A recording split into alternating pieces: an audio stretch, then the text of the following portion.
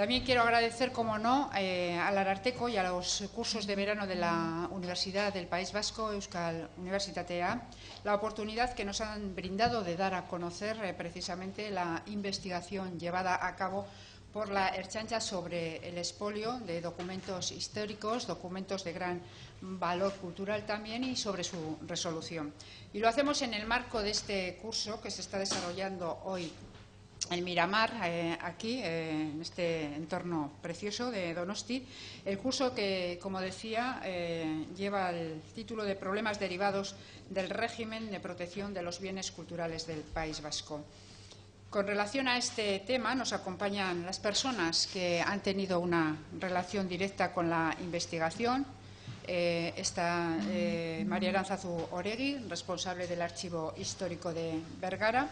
Ella fue la que inició y dio origen a esta investigación, fue la primera que advirtió y puso en conocimiento de las autoridades el hecho de la desaparición de determinados documentos del archivo de Bergara. De alguna manera es la persona que encendió la mecha de esta investigación. Nos acompaña José Antonio Sáez, responsable del Archivo Histórico Provincial de Araba, quien en su día fue nombrado como perito del caso por el Departamento de Justicia. Maite Aguirre, concejala de Cultura del Ayuntamiento de Bergara. Y, evidentemente, nos acompaña una representación de la Ertzaintza, las personas, los responsables de la investigación llevada a cabo. Está Clemente Garay, jefe de la sección central de la División de Investigación Criminal y Policía Judicial de la Ertzaintza. También Koldo Olabarrieta, jefe de la sección central de la Ertzaintza, del área de delitos contra el patrimonio, e Iñaki Salgado, especialista del área de delitos contra el patrimonio. Son ellos los que nos van a contar los pormenores de la investigación, como a lo largo de estos años han llevado a cabo el trabajo, pero antes de que ellos nos comenten cómo ha sido y los detalles y los pormenores de esta interesante investigación, bueno, quiero dar la palabra a Imanol Agote, director de Patrimonio del Departamento de Cultura del Gobierno Vasco, para que nos haga una contextualización sobre el valor histórico de estos documentos. Estamos hablando como ven ustedes aquí, de documentos históricos sustraídos de archivos públicos y también de archivos privados. Documentos que tienen unas características comunes. Hablamos en su mayoría de cartas prefilatélicas que tienen un valor simbólico, un valor cultural y un valor económico importante en el mundo del coleccionismo, sobre todo, ¿no?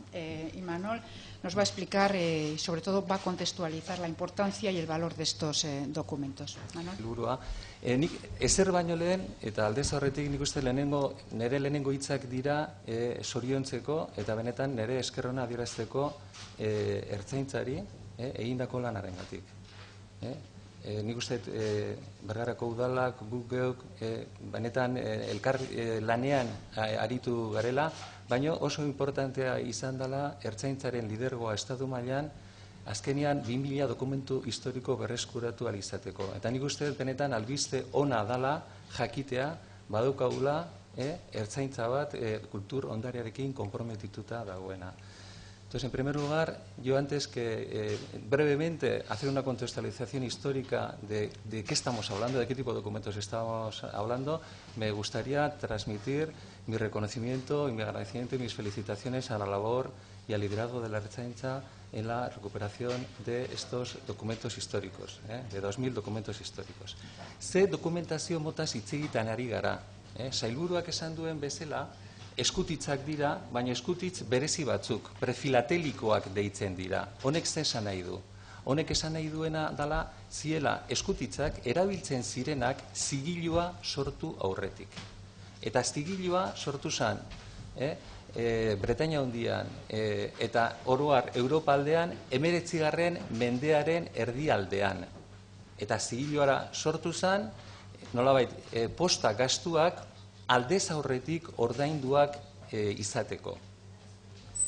Beraz, hori da lehenengo elementua. Bigarren elementua, noiz hasi zen, noiz zabaldu zen jendartean eskutitzak komunikazio tresna bezala erabiltzeko ohitura.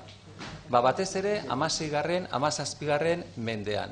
Bi baldintza gertatu zirelako. Alde batetik, jendearen heziketa maila igo intzalako, irakaskuntzari esker, eta baita ere, erreinuetan antolatu intzalako posta sistema bat. Orduan, hitz egiten nahi gea, eta eskutitzak ziren komunikazio tresna bat, nolabait harreman ekonomikoak eta beste motako harremanak bultzatu edo errezteko eta bideratzeko. Beraz, hitz egiten nahi gea epe jakin batetaz. Hitz egiten nahi gea 17. mendetik, 19. mendearen erdialdera arteko epe bati buruz. Eskutitza hauek, sailburuak esan duen bezala, balio historiko badute, balio linguistiko badute, eta kolekzionismoan aldetik, bere markengatik, bere ezaugarri bereziengatik, badute balio ekonomiko bat, zenbait kasutan garrantzitsua ere. Muy brevemente, exponer de qué tipo de documentos estamos hablando. Estamos hablando de cartas prefilatélicas, es decir, de cartas que se utilizaron con anterioridad a la creación del sello postal, que es un invento que se produce en Inglaterra, pero que luego se extiende en toda Europa a mediados del siglo XIX. Entonces estamos hablando hasta esa fecha. El siglo XIX, ¿por qué se crea el sello postal? El sello postal es una herramienta que se utiliza para que los gastos de correo se paguen con anticipación, porque hasta entonces los pagaba el destinatario. Bien, ¿desde cuándo se utilizan las cartas como sistema, medio de comunicación comercial, político, social, etcétera? Básicamente, fundamentalmente desde el siglo XVI y XVII. ¿Por qué? Porque sean dos circunstancias. Por una parte, hay un incremento significativo del nivel educativo de la gente y, por otra parte, los reinos de la época empiezan a organizar sus sistemas de correo. Y eso hace que las cartas sean un instrumento muy frecuente de comunicación entre las personas. Eran cartas que muchas veces no llevaban sobres, que por lo tanto se doblaban sobre sí mismas y que desde el punto de vista del coleccionismo, pues yo creo que tienen valor en función de las marcas, de los elementos de identificación que tengan. Tienen también un valor histórico y yo creo que también un valor lingüístico importante. Este es el tipo de documentos del que vamos a hablar y que han sido sustraídos y que afortunadamente han sido en gran parte recuperados por la Ertzaintza. Eskerrik asko, Imanol. Me parece muy interesante esta contextualización del valor de estos documentos, pero bueno, voy a dar paso tanto a Koldo Olabarrieta como a Iñaki Salgado para que nos expliquen cómo ha sido el proceso de investigación, cómo ha sido este proceso, como he dicho antes, que ha durado años para conocer los pormenores, el trabajo arduo, el trabajo persistente y perseverante que hay detrás de esta labor para que hoy podamos estar exponiendo estos resultados positivos.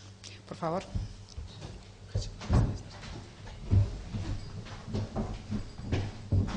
Cultura. Ante todo quiero agradecer sobre todo esta rueda de prensa, el motivo que se trata de proteger el patrimonio cultural. Y agradecer de manera notable a la coordinación que ha existido entre el Departamento de Justicia, el Departamento de Seguridad, consejerías y Cultura, así como las administraciones locales para poder recuperar los documentos que, como ha explicado bien Imanol, eran con documentos de carácter prefilatélico anterior a la existencia del sello de 1850. Entonces estamos hablando de documentos que van de 1600 a 1850, 2 años. Un agradecimiento especial sobre todo al perito, a Pepe, José Antonio, del Archivo Histórico de Álava, por la labor tan extraordinaria y meticulosa y clara y concisa y concreta como que ha desarrollado en el estudio de los 2000 documentos de carácter prefilatélico. En cuanto al desarrollo de la investigación en sí, la complejidad no venía determinada por la autoría, sino venía determinada por los documentos que se intervinieron y poder determinar su procedencia, para poder ubicarles de dónde podían haber sido sustraídos. No venía determinada tampoco por la gravedad, en sí del delito, de la tipificación del delito, estamos hablando de hurto, sino por la gravedad del hecho en sí, el daño que se había producido al patrimonio cultural vasco.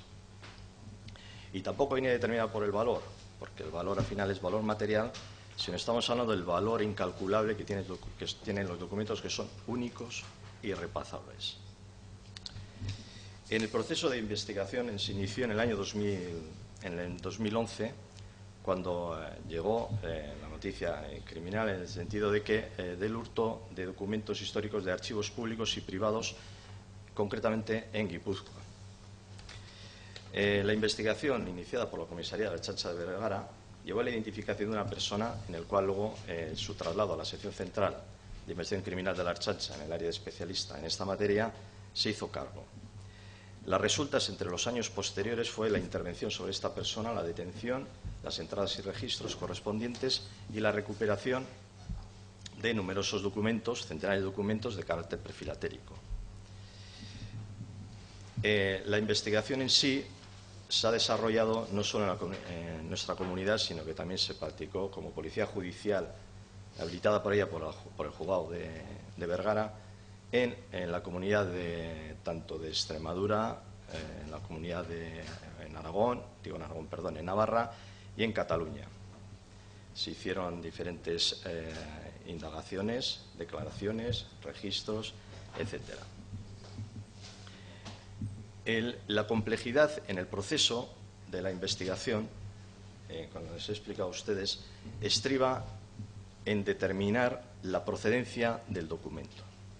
Para eso ha sido importante la labor del Archivo Histórico de Álava, de la gente que trabajó ahí, de Pepe, en el cual habría que identificar quién era el productor de la carta. Como ha explicado Imanol, los documentos prefilatéricos son documentos manuscritos anterior a la carta, como conocemos habitualmente, que se doblaban, se lacraban y luego se enviaban, tenían un origen y un destino. Durante el trayecto en sí recibían unas marcas por parte de los oficiales, cuando aquello de correos, que eran las marcas, fechas, que era lo que realmente le interesaba a la persona que fue detenida, que era un coleccionista de este tipo de documentaciones prefilatéricas. Para identificar el productor, no solamente para poder determinar de dónde podrían haber surgido estos documentos, no solo teníamos que saber, es decir, inclusive la lectura, es decir, la propia historia que contaba el documento manuscrito, para saber de qué estaban hablando y para poder saber cuál había sido el destino, es decir, que formaría un fondo. Es decir, teníamos que indagar sobre el remitente y el destinatario. Háganse ustedes a la idea de que estamos hablando de 2.000 documentos. Con ello, se consiguió determinar en qué archivos públicos o privados estaban depositados, hubieran estado depositados. Ahí hicimos las indagaciones, determinamos la persona que había accedido a ellos y que solamente ella había accedido a esos documentos y la correspondiente imputación vía judicial en el proceso judicial. En cuestión del valor, les preguntarán el valor, qué valor puede tener los documentos. Hay un valor que se llama el valor material, el valor económico en euros, es decir así. Pero hágase ustedes a la idea que el valor es el valor que, para ellos, el valor viene estribado por el coleccionista, lo motiva el coleccionista. ¿Y qué es lo que importa? La rareza de las marcas, la familia origen o la familia destino del manuscrito y que sean documentos únicos. Pero realmente, para un historiador, el valor será lo que realmente contiene el manuscrito, la carta, lo que se escribe. Pero en lo que es el patrimonio cultural, el valor es incalculable. La investigación judicial pues finalizó, pero como luego se verán, hay documentos que siguen sin aparecer. En ello no nos olvidamos y seguimos con ello, es decir, seguimos rastreando los mercados de prefilatelia, todo aquello que tiene que ver con ferias, con foros, y la búsqueda continúa. Aparecerán, lógicamente aparecerán, tardarán, estarán ahora actualmente en colecciones privadas, en coleccionistas privados, o perdidos por ahí en otras colecciones igual públicas que no tienen inventariados o catalogados y digitalizados los documentos, porque son cientos los documentos que hay en los archivos tanto en Euskadi como puede ser en el resto del Estado o el resto de países que tienen especial predilección por este tipo de documentación. Puede ser los países anglosajones o del norte de Europa. Y bueno, con esto pues les explica un poquillo la complejidad. Estoy dispuesto a las preguntas que me hagan. Ahí tienen los documentos que fueron desaparecidos, los documentos intervenidos y los documentos que aún estamos por ahí que se aparecen, pues serían intervenidos. Los diferentes estamentos públicos y privados, Vergara, Urretxu, Zabala, Loyola y la sociedad Irargui. Termino ahora a las preguntas. En cuestión de lo más importante de lo que se ha avanzado en estos años, antes había estado comentando con Imanol, es el proceso de digitalización que se ha llevado y el esfuerzo que hay que reconocer a las administraciones, al Gobierno, al Departamento de Cultura, a las administraciones locales, etcétera, en digitalizar e inventariar todos los documentos y así evitar que la consulta sea por medio de las imágenes digitales y no físicamente, y evitar que sean dañados, hurtados, etcétera. ¿Sí? ¿Una pregunta? Sí. Perdón, si no os importa, igual acabamos y luego pasamos a las preguntas, hacemos todas seguidas. Antes de finalizar, tenemos unas muestras aquí de algunos de los documentos que intervinimos en su momento. Empezamos cronológicamente por un documento del rey Felipe III, pasamos por Felipe IV y luego distintos documentos hasta terminar uno de 1800 y pico, que es que en aquel entonces la regencia en España estaba llevado por Espartero. Entonces, incidir en que el caso se encuentra, tal y como ha explicado Koldo, a la espera de que recuperemos esos documentos, que no les quepa duda que los vamos a recuperar. Invertimos tiempo laboral y personal en visitar rastros, mercadillos, etcétera, etcétera, con el objeto de localizar no solo estos documentos, sino incluso cualquier otro de cualquier otro caso. Y ahora... Hágase la idea que los documentos que estamos buscando tenemos las imágenes, porque también en el ordenador del investigado se hallaron imágenes de documentos que pasaron por sus manos, que solo podían haberlo digitalizado él y que están desaparecidos. Tenemos las imágenes y esa sería la búsqueda. Eskerrik asko, Iñaki Salgado, eskerrik asko, Koldo Olabarrieta. No os vayáis porque luego seguramente habrá preguntas y podremos contestar. Bueno, jarraian kazetarioen galderei leku egin aurretik Elena Alete, Bergarako alkatearen hitzak entzun behar ditugu. Bergarako alkatea izan zen 2011 urtean salaketa jarri zuena, eta ia 6 urte pasata Elenak hartu du dokumentuetako batzuk Bergarako udal artxibategira itzultzeko testigua. Zure da hitza, Elena. Eskerrik asko. Estefania, eskerrik asko gonbidatziarren eta egun on denoi. Bide hau hasi izan 2011an Bergarako artxiboan, eta gure artxiboaren arduraduna, hemen dago, Arantzazu Oregi, konturatu zen zerbait falta zala. Pentsatzen dut momentu horretako urduritasuna, kezka eta egonezina handixe izango zala. Lehenengo zalantza horiek gaindituta, pauso ausarta bat eman zuen, eta da salaketa aurkeztia. Ziurtatzia benetan falta ziela eta salaketa aurkeztia. Ondare gisa izendatuta zeren, dokumento asko, filatelia eta aurreko dokumentoak ziren, eta momentu horretan, Jesus Maria Elorza izandako alkatia, aurkeztu zuen, Bergarako ertzainetxean aurkeztu zuen salaketa. Dokumento horien falta aurkeztu zuen eta lortu zuen itxuria berehala lortu zuten atxilotzia, jakitia zein zan errudun. Hori esker Bergarako udal artxibotik ezik, beste artxibo batzuetako dokumentuak topatu egin ziren, eta ikusi izan benetan egindako lapurketa handiagoa zela. Gure aldetik dokumentuak dokumentatuta zeren, oso ondo inventariauta eta bagenekien, lehen agartu zen moduan, 238 dokumentuen falta geneukala. Donostiako audientziara junzan, ikerketak hasi ziren, eta nik bai aipatu nahi dut, noski gure artxiberaren lana izugarri izan zala lehenengo momentu horietan, eta gero ere prozesua iraunduen bitartean dokumentazio biltzeko aleginak handiak izan ziela, bai gure aldetik, eta balorian ipintzen dut gure lana, horrek ez du esan nahi beste batzuk ere lan ederra egin zutela, ez? Orain Jaurlaritzaren gure dokumentuak 238 ziren, 36 berreskuratu dugu, momentu honetan Eusko Jaurlaritzaren eskupian dare, Gordeta, eta Leister udal artxibora bueltatuko die. Oraindik berreskuratu barik, ikusi duzuenez, Bergarako kasuan berreskuratu barik dokumentu asko dare, Europa mailako poliziaren ondare historikoaren datu babesian dare jasota danak, eta espero dugu, gure maikidea esan duen moduan, espero dugu bide hori jarraitzia eta araketa eta ikerketa handiago itxia, eta seguro lortuko dugula horietako batzuk bueltatzia Bergarara, gure ondare propioa izan direlako.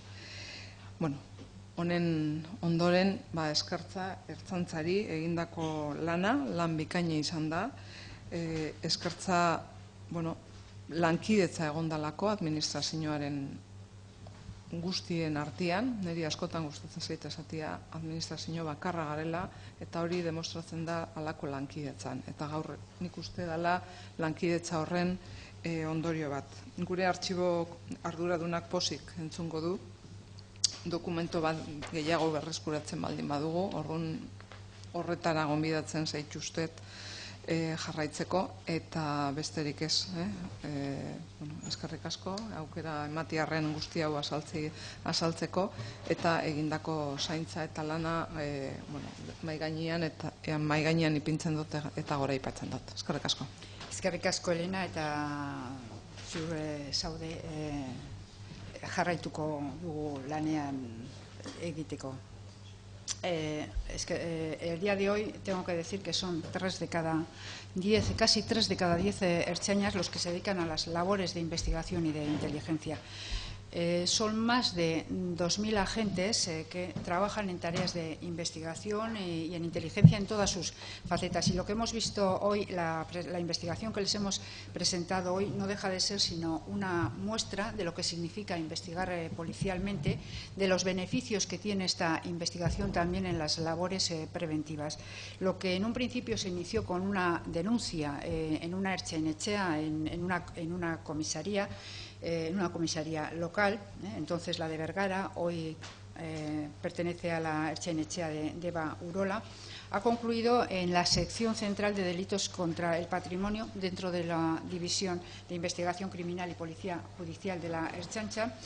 Y este modelo de despliegue territorial que tenemos, este modelo de despliegue, este modelo de Ertzaintza que tenemos en Euskadi, fundamentalmente se basa en ese flujo de informaciones que van desde, como he dicho, desde las ertzainetxeas hasta las distintas estratos en que se configura la propia organización de la Ertzaintza. Son productos de informaciones, son investigaciones que se desarrollan, como decía, desde las de Ertzainetxea, desde cada una de las demarcaciones, en el ámbito territorial, para confluir definitivamente en lo que es las oficinas centrales. Este trasvase bidireccional de información, de recogida de la información, de sistematización, de elaboración, es el modelo en el que basamos el desarrollo de la propia Ertzaintza. Es un modelo que pone en valor el trabajo de todos y cada uno de los agentes pertenezcan a la parte de la estructura que pertenezcan, y demuestra además que es un sistema eficaz en la investigación y eficaz también en los resultados, en la obtención de resultados. Como comentaba la alcaldesa Elena Lete, el registro de los documentos, no se han podido recuperar todos, es un trabajo que seguimos haciendo, y esas bases de datos están compartidas ya con las policías europeas, lo cual pone en valor y hace que sea fácil de entender algo que en lo que insistimos o insisto mucho en la coordinación y la colaboración policial en origen y sin fronteras, ¿no? Allá donde se puedan adoptar medidas preventivas, allí donde se pueden desarrollar investigaciones, hay que realizarlas para que precisamente la lucha contra la delincuencia organizada o contra cualquier tipo de delincuencia sea más eficaz. Estamos hablando en este caso de delito cometido sobre el patrimonio cultural. Decía antes Clemente que estamos hablando de documentos que son únicos e irrepetibles. Por tanto, importantísimos para el patrimonio cultural de Euskadi. Y esta ha sido la vocación que ha tenido siempre la Ertzaintza, que tiene hoy.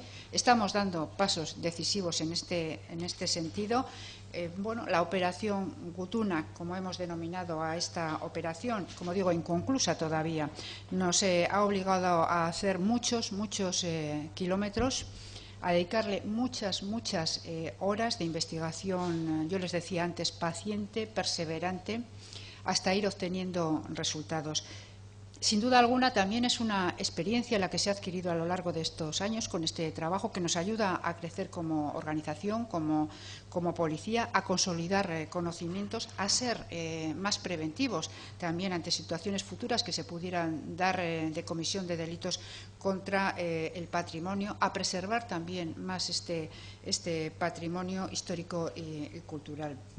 Como comentaban tanto Koldo como Iñaki, seguimos atentos, siguen atentos al más mínimo detalle que pueda saltar en torno a los documentos que todavía quedan por recuperar, bien sea a través de otras fuentes policiales, bien sea a través de Internet, bien sea a través de indicios o evidencias que se puedan obtener a través de otras investigaciones. En cualquier caso, como señalaba Iñaki, y quiero además resaltar esas palabras, dedicando tiempo profesional, laboral y tiempo personal, porque en estas investigaciones, además de la profesionalidad con la que se realiza, desde luego hay un componente de pasión en el trabajo que sin duda también es parte de este resultado, o es parte de que el resultado sea positivo.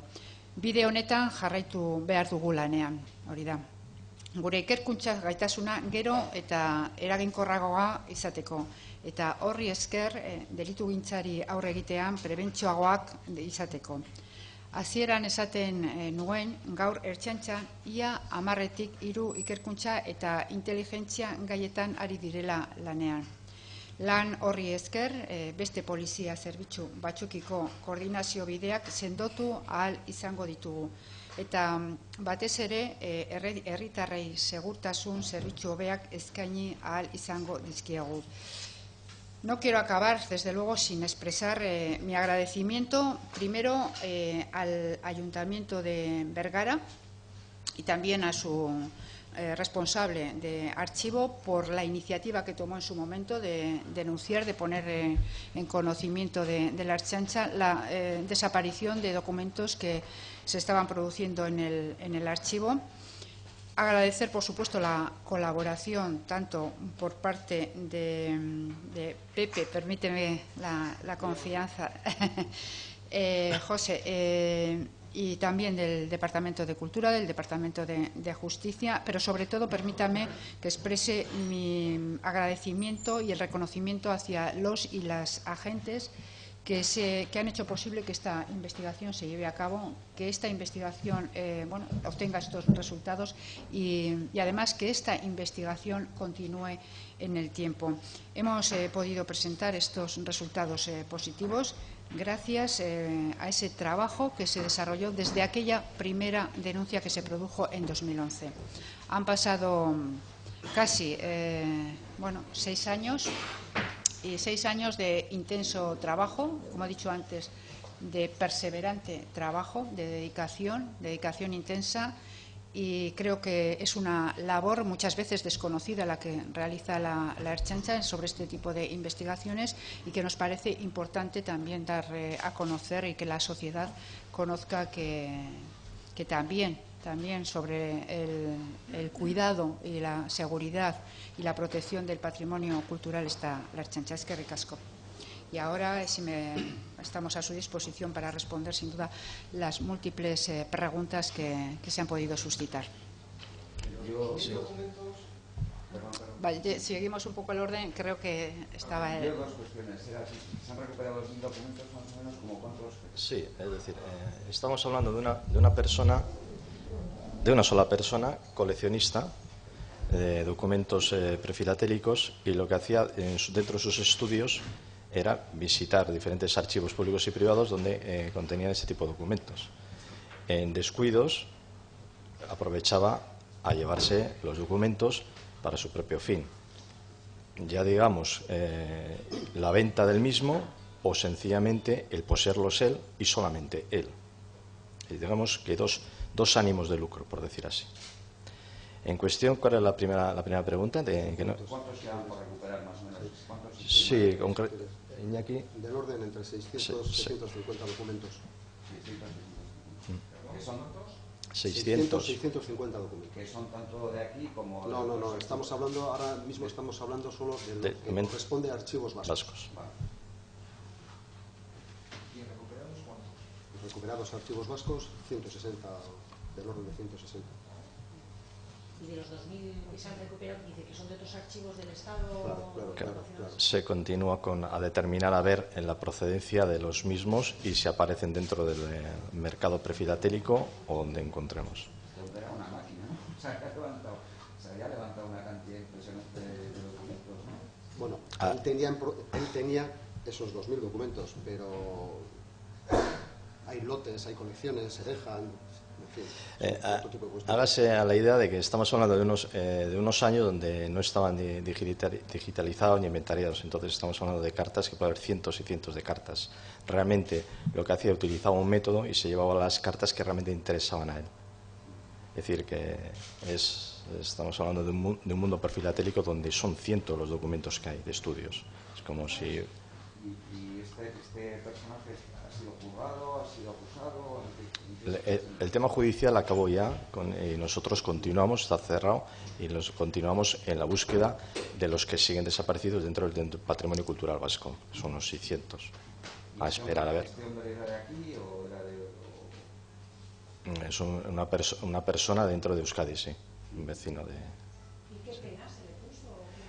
El delito de hurto no conlleva, es decir, como les explico antes, la gravedad no está en el delito tipificamente hablando en el Código Penal. La gravedad está en el hecho en sí, que es el daño que ocasiona al patrimonio cultural.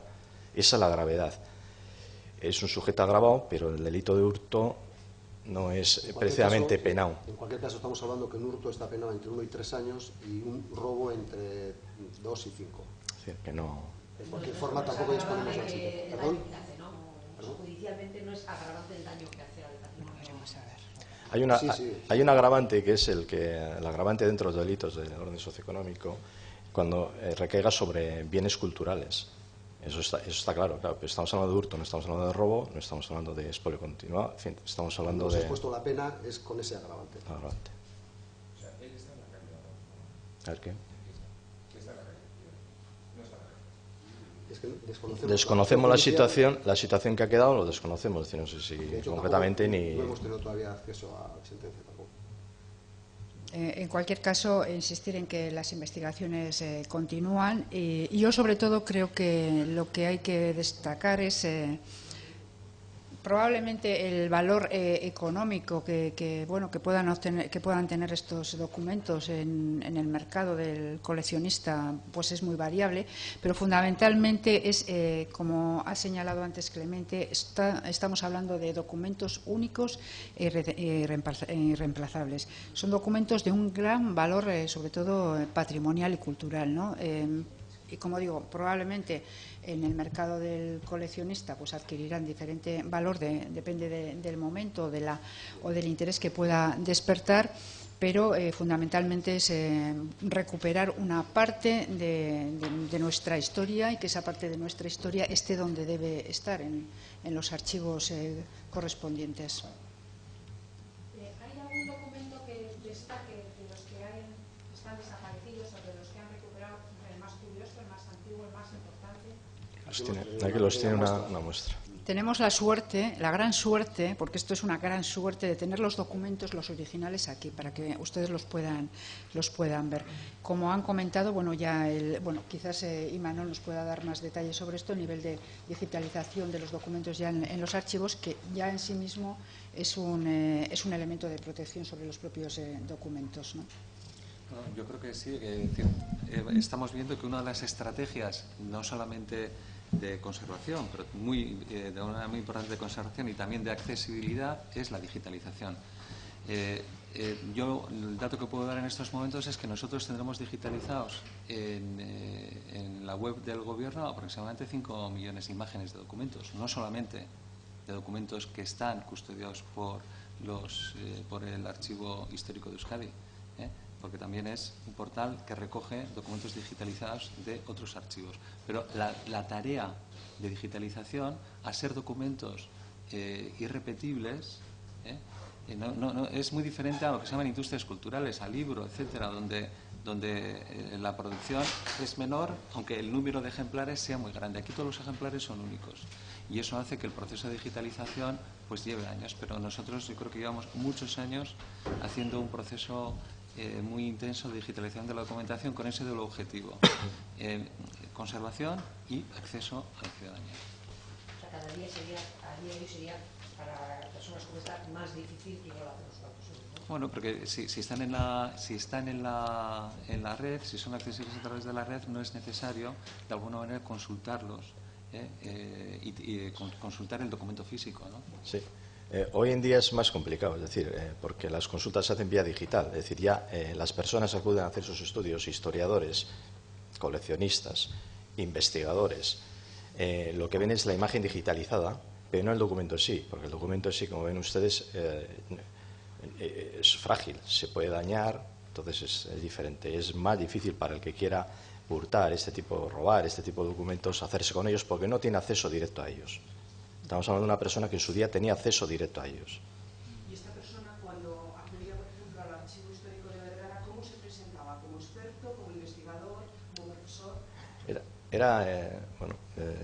Como investigador, como coleccionista, como aficionado, es decir, luego publicaba, etcétera. Es decir, que era una persona estudiosa de este tipo de material. Que tenía acceso a documentos originales. Claro, él